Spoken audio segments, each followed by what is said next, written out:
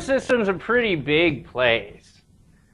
You know, not only do we have the sun where the most of the mass is at, but we have 8 identified planets. We've got the 4 inner planets, and we've got the 4 outer planets.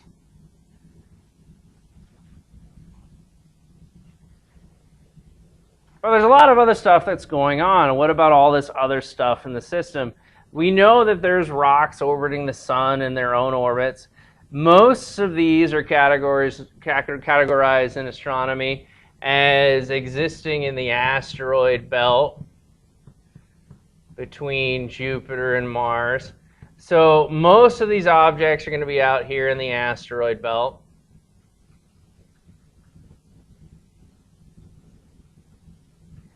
Some asteroids are going to be, kind of following Jupiter a little bit, possibly being pushed by Jupiter's gravity in the front. Those are our shepherding asteroids. There's lots and lots of dust and stuff within the entire solar system, and there's even lots of bodies out just right outside of the solar system, past the orbit of Neptune, in the Kuiper belt and Oort cloud. Now, so there's a lot more going on than just the sun and planets. Now, thinking of the term asteroids, all an asteroid is a big clump of rock. So an asteroid is a big, huge clump of rock that's hanging out in space. And they can be all different sizes, all different shapes, and they're really only going to be classified as an asteroid if we're talking about objects that are inside the orbit of Jupiter. So here's Jupiter, the great red spot, and so anything past Jupiter going out in our solar system is going to be classified as something else. So an asteroid is a general term. It's not a very specific term. It's not a recognized term, but it's really easy for us to just use and say it's an asteroid, it's a big rock in space. Asteroids is such a general term that if I were to have the group asteroids, within that group would be all of our meteors. All of our meteors would be in the asteroid group. And some of our dwarf planets. So we'd have some dwarf planets that would be considered asteroids. So we've got dwarf planets that are considered asteroids. And anything else that's around the orbit of Jupiter that might have been classified as other things. So we have some other stuff like various gas, dust, just stuff floating in space. Space is mainly empty, but when we do find matter in space, that matter tends to clump together and make objects. Now, meteoroids are not a technical term, but they are still in use for the term meteoroids. Now think about our asteroids. Our asteroids are these big lumps of rock, sometimes kilometers and miles across, sometimes only a couple hundred feet across. But what happens if a small piece of some asteroid breaks off, and now we have this tiny dot, pebble in the sky, something maybe a meter across, maybe something the size of a human being, and this is what we would call a meteoroid, this itty-bitty tiny bit of rock. Meteoroids are kind of like the junk left over from planetesimals in the early solar system. They're from collisions. They're just pieces that fly all over the place. And a lot of the times these meteoroids are going to travel in clusters from when a asteroid got blown apart. And this is how we get our meteor showers, is these small, tiny objects in the sky that we really can't classify and name, but they still smash into the Earth's atmosphere and we can see them. And that's how we mainly interact with meteoroids, because they're little bits and pieces of flotsam floating around in our solar system. Here's a nice, decent picture of a meteoroid hitting our atmosphere. So as it's a meteoroid as it hits the atmosphere. And then as it hits the atmosphere, it stops being a meteoroid. And it starts to be a meteor. And that's why we have meteor showers. They're seasonal, and what the Earth is doing is the Earth, not usually that you see an Earth with a red outline, but we're going to stick with it. The Earth is moving through these clumps of meteoroid debris that is hanging out in space. So that's where we get meteoroids. Meteoroids are these small objects that interact with our atmosphere. We see them as meteors, and then we see meteor showers as they smash into our atmosphere. Now, we don't want to confuse meteors with their cousins, comets. Whenever we see a meteor, so those are not comets. Whenever we see a meteor, they are moving through our atmosphere very, very fast, and they go pew, and then they burn up. They either burn up, sometimes if you get a larger meteoroid, it'll strike the ground, and then it becomes a meteorite, all these words tied together and everything. But don't confuse a meteor or a meteoroid with a comet, because the meteor is going to travel through our atmosphere very quickly. Whereas a comets are not traveling through our atmosphere. A comet is hanging out in space, and they're far away.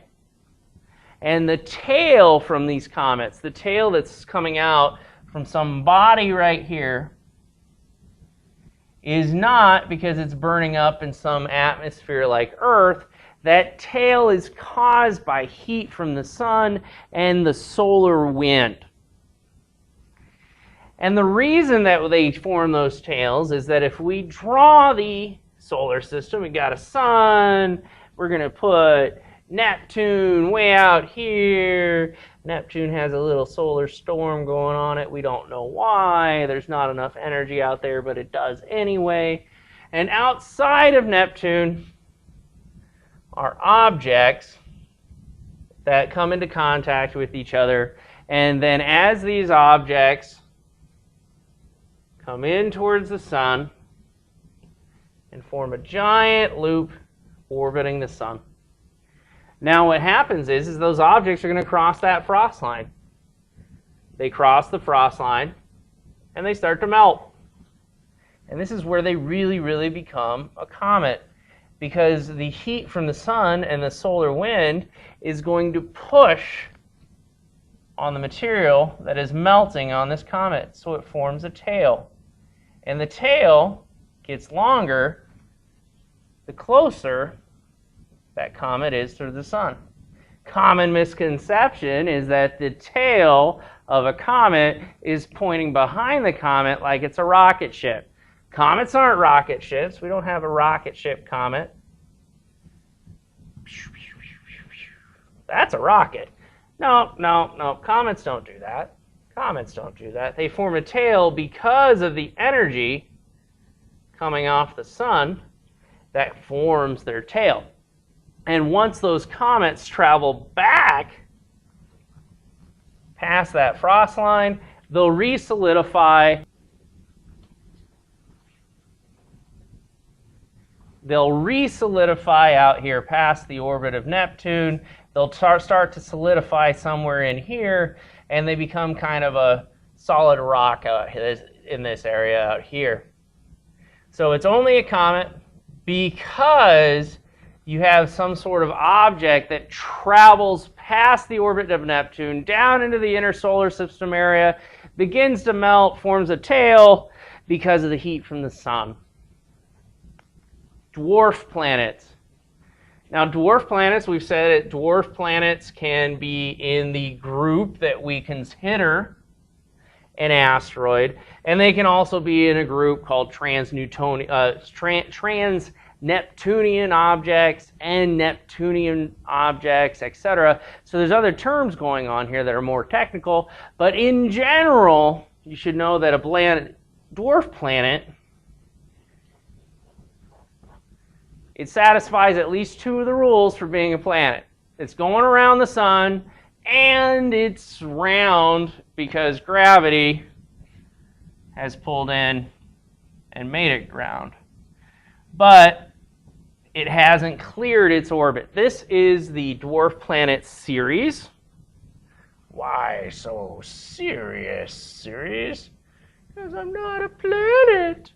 So the dwarf planet Ceres exists in our asteroid belt. The dwarf planet Ceres is pretty cool because it contains 1/3 of all of the mass for the entire asteroid belt, yet Ceres is much smaller than our moon. Now, that would be a dwarf planet that would be inside that line we drew for ourselves earlier, where anything past Jupiter we really aren't going to call that asteroids.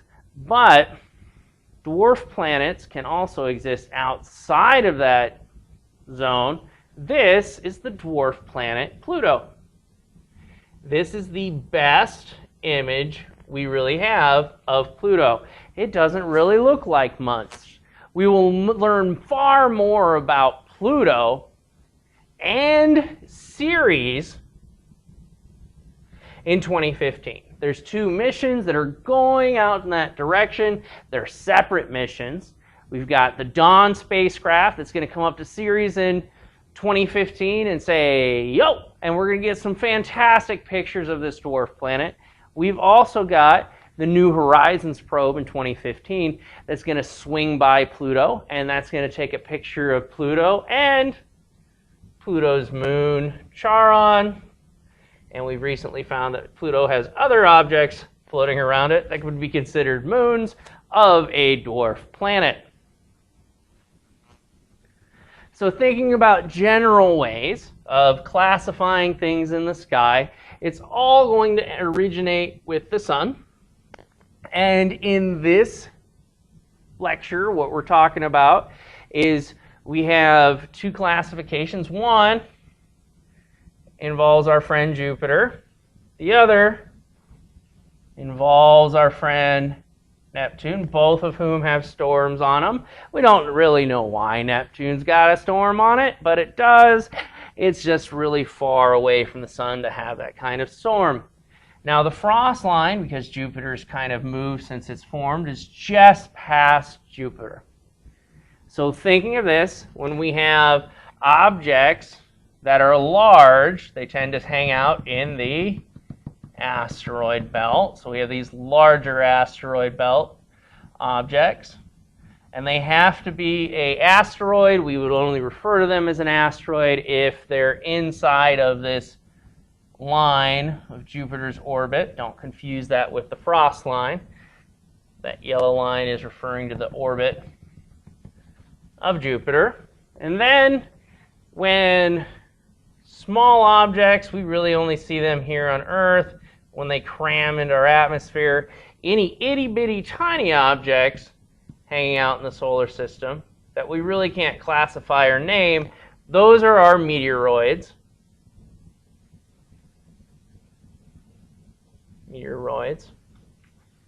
And dwarf planets can exist just about anywhere. We've got Ceres in the asteroid belt containing 1/3 of the mass of all of the asteroid belt. And then way out here past Neptune, we have Pluto. Pluto's out here like, oh, why am I not a planet anymore? It's because we found all of your sisters and brothers that are hanging out past Neptune too. And we call those guys our dwarf planets.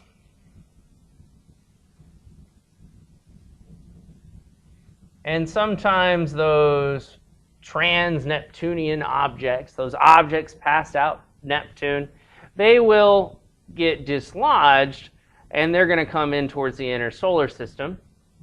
And when they do, they make this nice long orbit around the sun, coming way back out past Neptune at the end.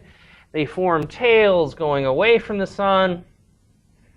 And they only start forming their tails when? Oh yeah, right after they've crossed this frost line. And when they're past the frost line, they don't got any tails because they're all frozen balls of snot.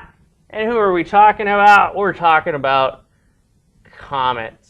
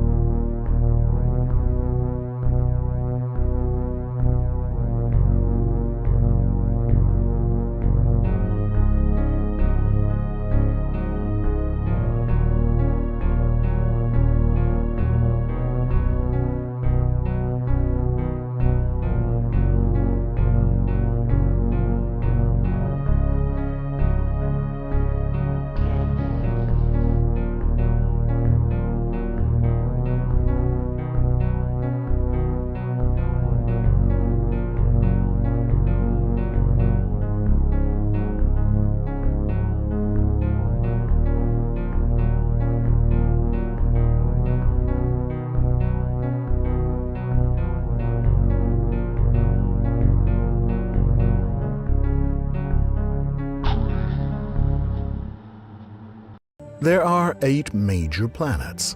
Mercury, which is closest to the Sun and very barren.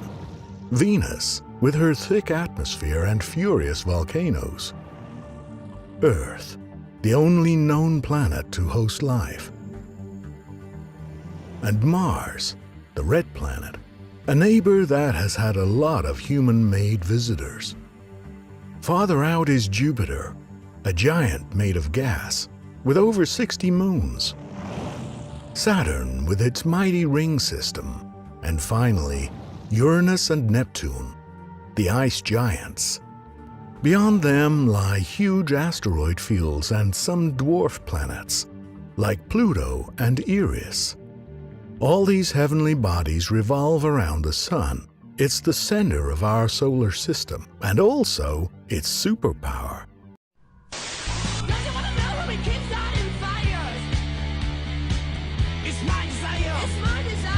I just want to go over several dwarf planets, which people claim are Planet X or Nibiru or some kind of bringer of destruction.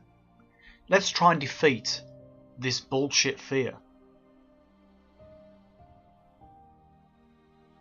The dwarf planet Makemake, officially known as 136472 Makemake, was discovered on 31st of March 2005 and was announced as a dwarf planet on the 11th of June 2008.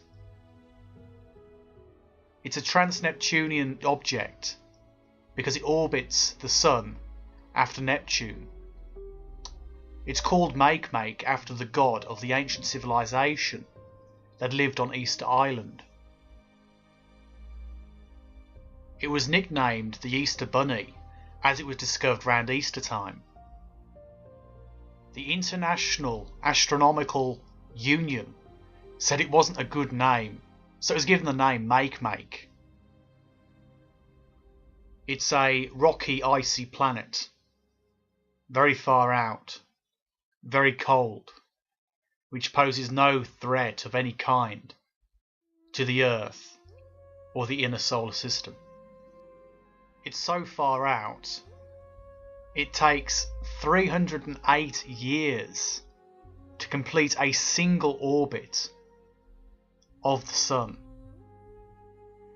Its orbit is fairly elliptical, which varies between 45.791 astronomical units and 53.74 astronomical units. Some fearmongers, as soon as a planet is discovered, or a dwarf planet, they try and say that that is proof for their paranoid, fearful theories.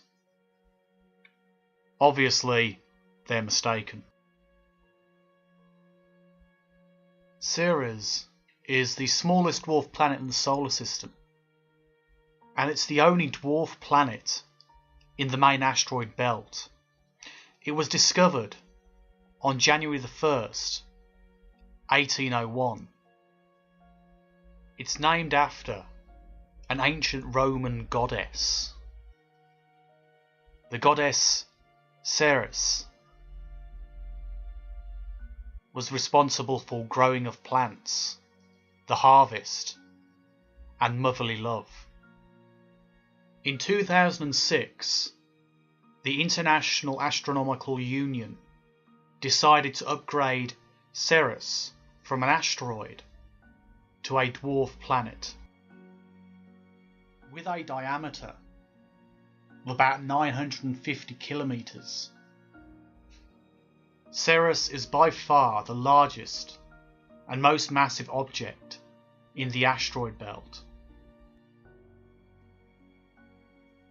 Without any cause or consequence, there is no reason to assume or believe that Ceres poses any threat to the Earth. I have read what some conspiracy theorists have said on this object. They have suggested it is a moon of Nibiru, or it's the remains of a planet which once was destroyed by Nibiru. No evidence or proof has ever been brought forward. Ceres is not a Nibiru-like object or a danger to the Earth. The dwarf planet Ceres is a trans-Neptunian object, bigger than Pluto. It's the largest dwarf planet known. At 2,400 kilometers in diameter, Ceres orbits the Sun once every 557 years, and it has an elliptical, egg-shaped orbit, tilted at an angle of 44 degrees. It has a moon called Dysnomia. It was discovered on the 5th of January 2005. It was originally called Xena, after the main character of the television series Xena Warrior Princess. It was officially named Ceres on September 13th, 2006. The name itself, Ceres, is the Greek goddess of strife, discord, and rivalry. Under the specifications of what constitutes a planet, Ceres, along with Pluto and the other dwarf planets, are recognised as being just that, dwarf planets. They are not recognised as being full planets, like with the larger bodies within the solar system. There has been a lot of fear-mongering about the possibility of Ceres coming into the centre of the solar system, or by some quirk affecting the Earth. There is no proof of any kind that this will happen. It is merely wild speculation on the part of conspiracy theorists, and it serves no good purpose. It is completely unproven, and the facts, the genuine, solid facts, are easily attainable. The moon of Ceres, Dysnomia, was discovered in 2005. Its name is derived from the ancient Greek, meaning lawlessness. The name also means the daughter of the Greek goddess Ceres, so giving it that name is quite fitting. The reason why I mention this particular moon is because people have claimed that this is in fact a UFO. Dysnomia is, according to some people, a UFO, because it's not causing the wobble effect they would expect. And they haven't confirmed this information with, like, any of the actual scientific institutions. They haven't talked to NASA or any of the great universities studying this particular object. They just simply said it must be a UFO, when clearly there is no evidence of that whatsoever. Perhaps the strangest dwarf planet out there is Haumea. It only has 1/3 of the mass of Pluto, but is shaped so strangely it makes it unique, as far as we know, within the solar system. Its unusual shape is believed to be the result of a large impact in its distant past. It has two very small moons, Hyeka and Namaka. It's believed that these moons were originally part of the same planet, but due to the impact, it broke apart the planet as it was, making it as it is, a small, strangely shaped object with two very small moons. Some conspiracy theorists have already suggested that this planet is in fact the homeworld of the reptilians, or As some other conspiracy theorists have suggested, it's a giant UFO. Or it's Nibiru, or Planet X.